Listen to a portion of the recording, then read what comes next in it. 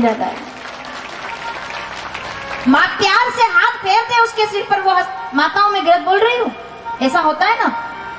एक फूंक से बच्चे को आराम मिल जाता है, ये नहीं कि रोते हुए बच्चे का इलाज माँ के पास है। तो राजा परीक्षित को याद आ गई बात कि मैं भी तो बच्चे की तरह रो रहा हूँ, तो मुझे किसी साधु की जरूरत नहीं है, किसी संत की जरूरत नहीं है, किसी ज्ञानी की जरूरत नहीं है, किसी त्यागी की जरूरत नहीं है। वो जब भी रोते थे, कौन, किसकी याद आ गई?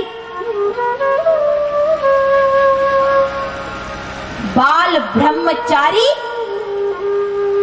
अपने पिता के एक वचन पर, अगले शब्द से आप समझ जाओगे किसकी बात याद आ गई है, कौन बुजुर्ग याद आ गया परीक्षित को। अपने पिता के एक वचन पर हस्तिनापुर के सिंहासन की रक्षा का संकल्प जीवन भर करूंगा, अविवाहित रहूंगा, विष्णु सहस्त्र नाम का पाठ करने वाले। कौन बुजुर्ग याद आ गया? जब भी रोते थे वो, माँ उत्तरा ने सिखाया है, वो जब भी रोते थे तो माँ के पास दौड़कर जाते थे। और माँ भी कैसी थी? कोई साधारण माँ नहीं है, माँ भी ऐसी कि स्वर्ग के भोग को छोड़कर भागीरथ जी के साथ ब्रह्मा जी के कमंडल से सगर के 60,000 पुत्रों का कल्याण करने के लिए धरती पर पधारी। जो लोग समझ गए होंगे वो बोलेंगे मेरे साथ, हर हर हर हर गंगा मैया की। गंगा पुत्र पितामह भीष्म याद आ गए परीक्षित को। मेरी माँ ने मुझे कहानियां सुनाई है कि वो जब भी रोते थे तो वो अपनी माँ गंगा के पास जाकर के, आपने भी ये महाभारत में पढ़ा होगा कि जब लाक्षागृह की घटना हुई तब भी वो वहां जाकर रोए, जब द्रौपदी जी रण हुआ तब भी वहां जाकर रोए और माँ के सामने दुविधा रखते थे। राजा परीक्षित ने सोचा कि मेरे बुजुर्गों ने मुझे जो संस्कार दिए हैं आज वो मेरे काम आएंगे, मैं कहाँ जाऊं? राजा परीक्षित ने दौड़ लगा दी गंगा की तरफ। माँ, आंख में आंसू और गंगा की लहरों में लौट गया राजा। माँ, और रोने लगा फूट फूट कर। पितामह भीष्म के पद चिन्हों पर चल गया सम्राट। संस्कार, पीढ़ियां संस्कार सिखाती है, बुजुर्ग संस्कार सिखाते हैं। बुजुर्गों का अनुभव युवाओं को पथ प्रदर्शन करने का काम करता है। देखो आप, राजा माँ, और जैसे ही सुना माँ, साक्षात गंगा प्रकट हो गई। बोलिए गंगा मैया की माँ। और गंगा जी को आज यूं लगा जैसे भीष्म आ गया हो। आज गंगा जी को यूं लगा जैसे मेरा बेटा आ गया हो। तो गंगा प्रकट हो गई, पुत्र। और जैसे ही राजा ने सिर ऊपर उठाया, माँ पहचान गई ये कौन है, कौन हो जो इस तरह रो रहे हो कौन? बोले जिनके द्वारा हस्तिनापुर के सिंहासन के संरक्षण का संकल्प लिया गया था, उनके द्वारा संरक्षित कुल का मैं वो बालक हूं जो आपके चरणों में आ गया हूं। परीक्षित है मेरा नाम, मैं रो रहा हूं। रोते क्यों हो? किस बात का डर गए? रो क्यों रहे हो? राजा परीक्षित ने कहा, पूरी घटना सुना दी। 7 दिनों का श्राप हुआ है। माँ, मैंने सुना है कि आप पितामह को भी शांति प्रदान किया करती थी, तो मैं भी आपके चरणों में आया हूं। गंगा जी ने बड़ा प्यारा सवाल पूछा, राजन, मृत्यु से डर लग रहा है इसलिए रो रहे हो? मरने का डर लग रहा है इसलिए रो रहे हो? मृत्यु का भय लग रहा है इसलिए रो रहे हो? राजा ने कहा, नहीं मैया, सावधान माताओं,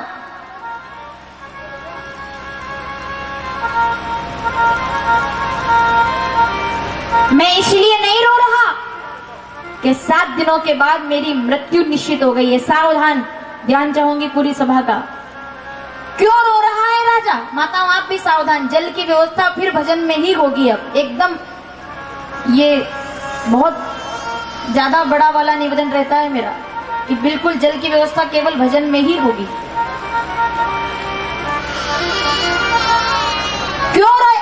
राजा परीक्षित के रोने का कारण क्या है? तो रोते क्यों हो? क्या तुम्हें मृत्यु का भय लग रहा है? क्या मरने से डर रहे हो? राजा ने हाथ जोड़ करके कहा, माँ मुझे मरने का डर नहीं है। बुजुर्ग लोग ध्यान देंगे। राजा क्या कहता है? मुझे मरने का डर नहीं है।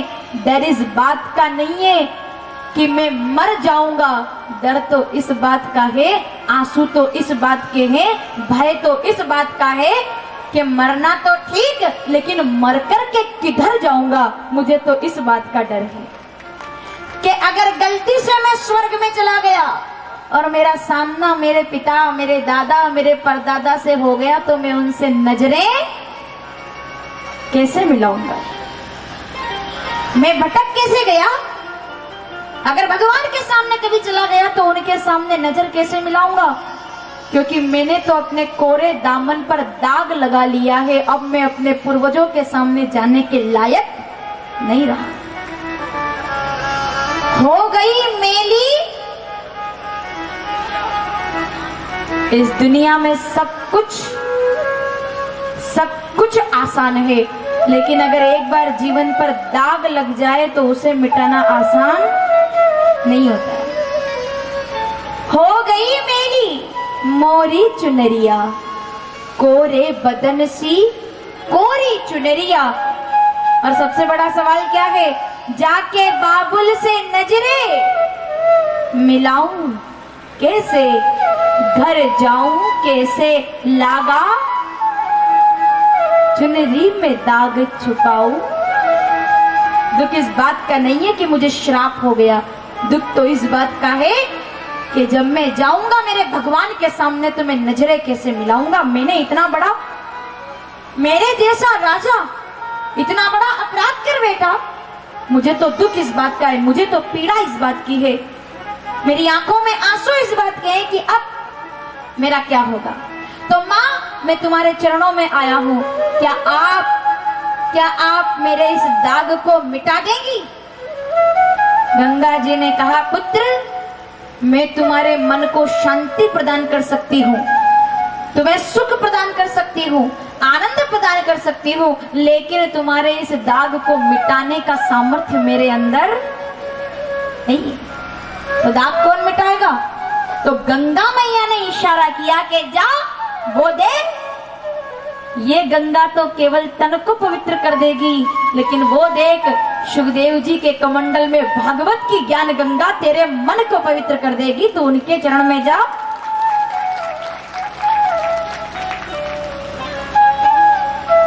गंगा खूब नहाए, गंगा खूब नहाए, तीर्थ किए हजार। गंगा खूब नहाए और तीर्थ किए हजार, पर इनसे भी क्या होगा अगर बदले नहीं विचार। मैं गंगा तो केवल तुम्हारा तन निर्मल कर दूंगी, लेकिन भागवत की ज्ञान गंगा तुम्हारा जीवन निर्मल कर देगी। ये तुम्हें सहज योग प्रदान करेगी, ये तुम्हें जीवन की दिशा प्रदान करेगी। जाओ उस कथा की शरण में, जाओ सुखदेव की शरण में, वो तुम्हारा उद्धार करेंगे। और बस चल दिया राजा, कदम बढ़ा दिए। गुरुदेव और एक शिष्य और एक गुरु, और गुरु नहीं, गुरु तो दुनिया में कितने भी मिल सकते हैं, लेकिन सदगुरु तो एक ही मिल सकता है। घट गई घटना, बस इसके बाद तो राजा ने कुछ सुनाई नहीं, कुछ पूछा ही नहीं, बैठ गए चरणों में। कथा सुनाइए महाराज, मैंने सरेंडर कर दिया है, अब कोई सवाल नहीं, कोई जवाब नहीं, मैं आपका, और आपका हाथ अगर मेरे सिर पर है तो फिर मुझे कोई चिंता नहीं, मैं आपका हो गया। और घटना घट गई सहजता की, जैसे कोई प्यासा मूल्य पानी का वही समझ सकता है जो सच्चा प्यासा हो। अगर प्यास होगी ना, अगर प्यास होगी तो कोई मूल्य नहीं पूछेगा, कोई स्थान नहीं देखेगा, उसे केवल पानी नजर आएगा। अगर प्यास होगी तो वो नाले के पानी को भी पी जाएगा, वो नहीं देखेगा कि ये कैसा है, कैसा भी, बस प्यास हो तो पानी का महत्व पता चलता है। जिज्ञासा हो तो गुरु का पता चलता है, और समर्पण हो तो सदगुरु का पता चलता है। सदगुरु समर्पण से मिलेगा। सदगुरु तो वो है जो तलाश कर लेता है हीरे की, कि कोई एक शिष्य, सैकड़ों में से कोई एक शिष्य मिल जाए जो मेरे जैसा हो, जो मुझे सुनने वाला हो, मुझे समझने वाला हो। तलाश कर लेता है सदगुरु उस हीरे की। किसे मिलता है? मोती किसे मिलते हैं? सागर के किनारे पर तो सब जाते हैं, सागर के किनारे पर तो सब जाते हैं, लेकिन कोई तो वहां से सीपियां बीन करके ले आता है, कोई वहां से शंख चुन करके ले आता है, कोई बालू मिट्टी उठा करके ले आता है, कोई मछली पकड़ कर ले आता है। लेकिन उन सैकड़ों में से कोई एक गोताखोर होता है जो सीपियां नहीं ढूंढता, शंख नहीं ढूंढता, मछलियां नहीं, वो तो समुद्र के अंदर गहराई में डूब करके अपनी मुट्ठी में मोती बीन करके लाता है कि मैं मोती लेकर के आया हूं। और मोती किसे मिलेगा? जो डूबना जानता है। ये जिंदगी की जंग आसान नहीं प्यारे, ये जिंदगी की जंग आसान नहीं प्यारे, और मिलते नहीं है मोती सागर के किनारे, उसके लिए डूबना पड़ता है। और विद्वान जानते हैं कि जिन खोजा तिन पाया, जिसने खोजा ही नहीं वो क्या पाएगा भला? विद्वान लोग ध्यान दें, जिसने खोजा ही नहीं वो पाएगा क्या? वो ढूंढेगा क्या? वो तो कंकर पत्थर मिट्टी ही पाएगा। लेकिन जिसने ढूंढा है ना, वो मोती लेकर के आता है, वो भाग्य लेकर के आता है, वो अपने जीवन के संघर्ष को जागृत करता है और सफलता को पा जाता है। राजा परीक्षित की तरह गुरुदेव सहज योग, अकर्म, अक्रिय और विश्राम, और मुझे सदगुरु मिल गए। सहज योग को प्राप्त हो गया राजा, बैठ गया कुशासन पर। गुरुदेव अब मैं आपका हो गया, मुझे नहीं भविष्य की चिंता।